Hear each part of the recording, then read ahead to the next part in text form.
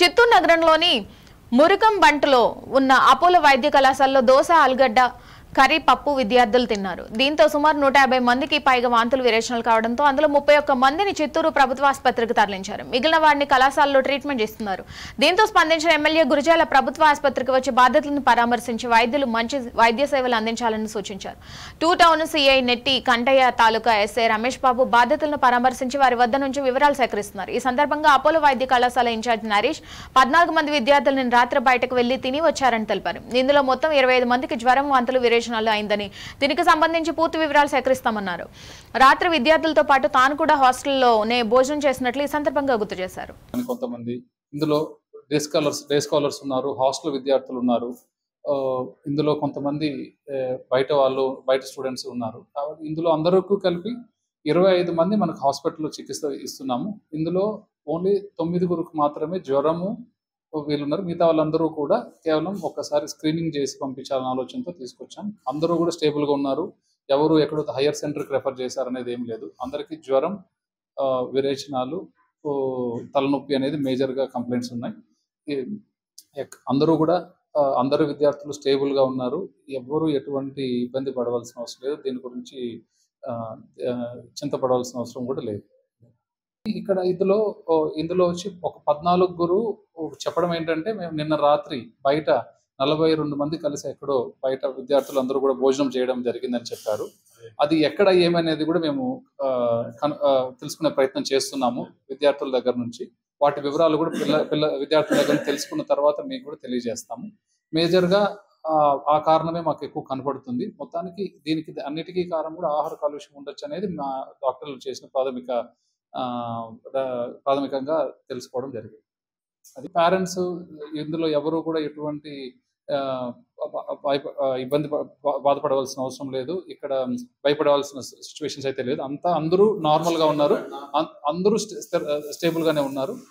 వాళ్ళని కూడా 3-4 గంటల ప్రాంతంలో అబ్జర్వేషన్లో ఉన్న వాళ్ళని కూడా డిశ్చార్జ్ చేసి వారికి హాస్టల్ కావచ్చు, వారి ఇళ్లకు పంపించేసాం జరుగుతుంది. సర్జికల్ ఫిట్టింగ్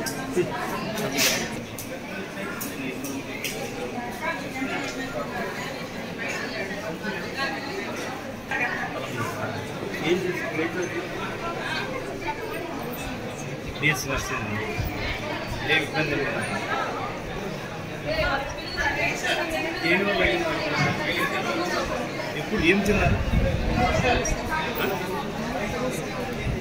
మార్నింగ్ దోశ దానికి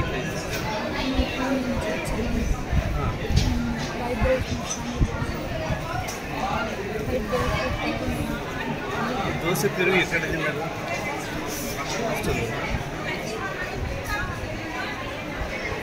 మీ పేరెంట్స్ చిన్న కంప్లైంట్ ఎవరు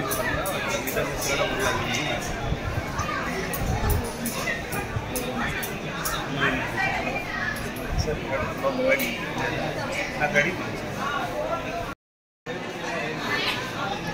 ఎప్పుడు చిన్న వీడియో తీసుకుంటా. మార్నింగ్ ఏం తిన్నా? నైట్ తినిందే మీకు ఇలా అనిపిస్తుందా? దోశ ఏం తిన్నారా? ఆరు చట్నీ, సాంబారు, దోశ. దానివల్ల మోషన్స్, వామిటింగ్స్ అని ఏమన్నా? వామిటింగ్స్ అండి, ఫీవర్. 10 మంది పిల్లలు వచ్చినారు. వాళ్ళు అక్యూట్ జీ అంటారు అనమాట. అదే గ్యాస్ట్రైటిస్, వాంతులు బేదులు అవుతాయి. పేషెంట్స్ అందరూ మనకు స్టేబుల్గానే ఉన్నారు. అందరికీ ట్రీట్మెంట్ జరుగుతుంది. వాళ్ళని ఇక్కడ అపోలో తరఫున అడ్మిట్ చేపిస్తాము. గవర్నమెంట్ హాస్పిటల్లో సపరేట్ వార్డు కూడా మెయింటైన్ చేస్తాము. ప్రజెంట్ అయితే పేషెంట్స్ అందరూ స్టేబుల్గా ఉన్నారు. ఒక 10 పీపుల్ పేషెంట్స్ హాస్టల్ నుండి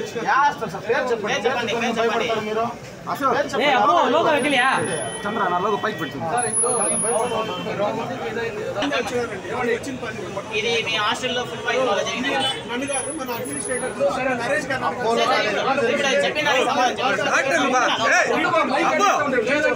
ఆయనకేం తెలుస్తుంది? ఆయన జరిగేది చెప్తారు.